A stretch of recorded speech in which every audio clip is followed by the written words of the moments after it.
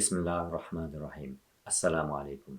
I wish I had kept in touch with old friends. In January 2025, I lost an old friend. A man by the name of Nishtar. You can see a photograph of him here. He was a very well-known commercial lawyer in London, in London's Muslim community. I knew Nishtar since I was 2 years old. You know, in life you have friends that we've been friends since uni. Deeper than that is we've been friends since secondary school. Deeper than that is we've been friends since primary school. And deeper than that is we have been friends since playgroup. Literally, his mum and my mum, they took us to the same playgroup. And we used to play together as children, and both of us were 2 years old. I went to the same secondary school as Nishtar as well. So over the years, we kept in touch. And we would exchange. He was a really funny guy, and he used to send me messages. And there's this video which every year I share on social media as soon as Ramadan begins. And it's a really delicious meal, like a meat and vegetable dish made in some bread. It's like a Turkish dish. And he's the one that shared that with me many years ago, a couple of hours before iftar time. And he sent it just to tease me. He was a very funny guy. May Allah forgive him, have mercy upon him. His offices were in central London. And even though he lives near me, and he used to say to me many times, he used to say, come on, Babar, we should go out for a meal sometimes. Let's go and eat. Come to my office. I want to see you in my office. I want you to introduce you to my staff. And he often used to say that to me. And in my mind, it was always, yeah, I'll do it one day. I'll do it one day. I'll do it one day. And then one morning, I got a message from my mum, and she said that so-and-so auntie, your friend, her son, yesterday evening, he had a heart attack and he died. He's 51. And I think due to autocorrect, she didn't spell, Nishtar came out as Nasheed or something like that. And in my wildest dreams, I thought, no, it's not Nishtar. I mean, I just got a message from him a few days ago. I just exchanged messages with him. Almost every couple of days I would exchange messages or a joke or a meme or something I would share with him. It can't be him, he's only 51. So I messaged my mum back. I said, who? And she said, Nishtar. Nishtar had a sudden heart attack and he died. We buried him. May Allah forgive him, have mercy upon him. And everyone that's watching this, please say Ameen. A very good man, a very jolly man. You can see it in his photograph, in this smile. He had this permanent joy in his eyes and this permanent smile on his face. An extremely, extremely funny and happy person, and an extremely accomplished lawyer.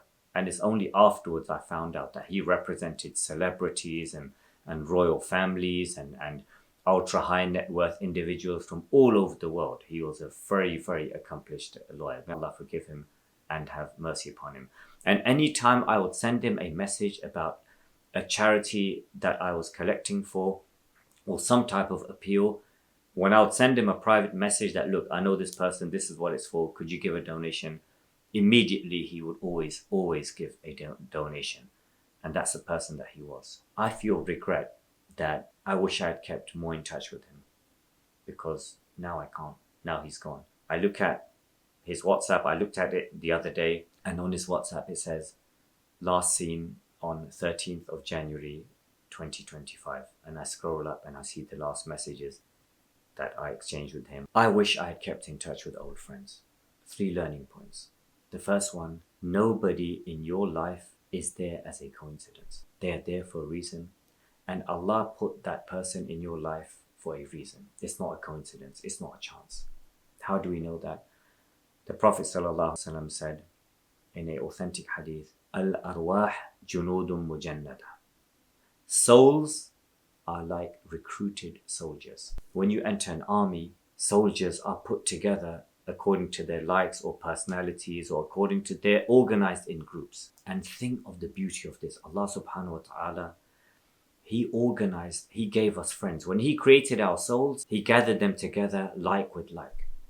So when you click with someone, or when you get on with someone, and by click, I don't mean of a love-bombing, narcissist, abusive, romantic relationship where some guy comes to you and says, oh, we click together, we are always meant to be soulmates. I'm talking about friends. Allah subhanahu wa ta'ala when He created us, He gave us friends. And every place I went, even in prison, in the worst places, I went to 10 different prisons in 2 countries in 11 years.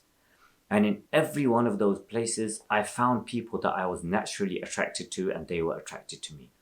And we became friends with those people. And I found that in every place, every part of the world I've gone to, and I've struck up friendships or relationships with strangers, it's because it was meant to be. And Allah made it like that. It's not a chance, it's not a coincidence. Everyone that is in your life now, Allah subhanahu wa ta'ala, He put that person in your life. Look how beautiful that is. From before you were born, Allah made you friends. The second reflection, cherish and nurture these friendships, because one day those friends will no longer be here. One of the advantages of keeping in touch with old friends is with old friends, you can be yourself, you can be authentic, you can be genuine, you don't have to wear a mask, you don't have to put up a front.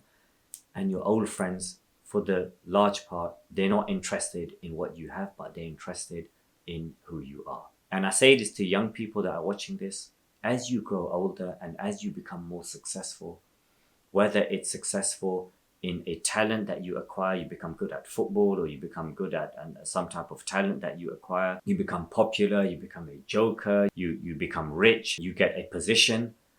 As you get higher in life, people will flock around you, and some of those people will not have the right intentions. They don't care about you, they're not interested in you, they're only interested in what you have. Whether it's money, or whether you're good looking, or whether your contacts, or something that you have, that's all that they're interested in. They're not interested in you as a person. But old friends who have been your friends since before you had all of these things and these possessions and this status in society, with them you can be yourself, because they're just interested in you as the person. They're not interested in what you have. They're interested in you as the person. Honor and cherish those old relationships. Keep in touch. And one thing you can do today, an old friend that you haven't kept in touch with, just send him or her a message and just say, I was thinking about you. Send them a voice note. I was thinking about you. I love you for the sake of Allah. I have really happy memories with you, and I hope we can meet together and soon, and we can keep in touch. People often mistake friends for company. That the person you spend a lot of time with is not necessarily a good friend. You're just spending time with that person. You're going out, you're eating, you're playing sports or whatever. It's not necessarily a good friend. There's a saying, a beautiful saying, one of my favorite sayings, that good friends are like the stars. You may not always see them, but you know that they are always there. And that's the definition of a true friend. Maybe a long time would go by and you haven't been in touch, but at any time you can resume your friendship when one person has a need or a calamity. And that brings me on to the third learning point. It is quite sad that many people do not even have one close friend. One close, trusted friend. And when I say friend, let me define what I mean by a close friend. I don't mean just someone that you can laugh and go out with.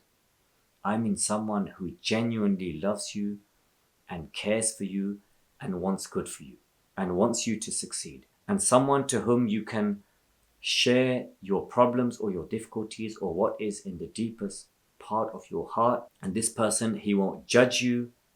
They will remain loyal to you. They will help you through that problem or that difficulty.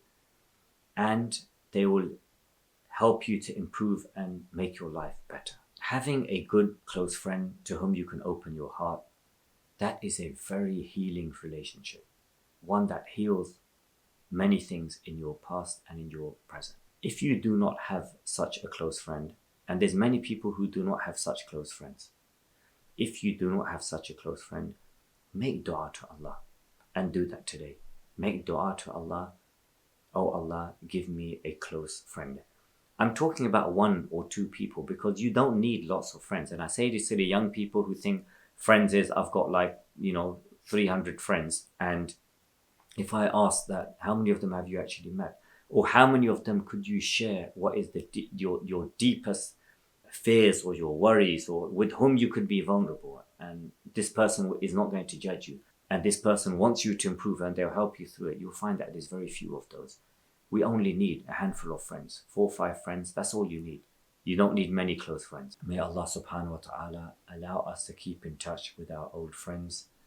And for those of us who don't have any close friends, may Allah subhanahu wa ta'ala bless us with close friends. Before I end, I have one request to make of you. My mother died a few weeks ago. She was a teacher. She taught many children in her small house. My family is building a school in Pakistan with the Reed Foundation in the name of my mother, which will educate hundreds of poor school children who otherwise will not be able to go to school.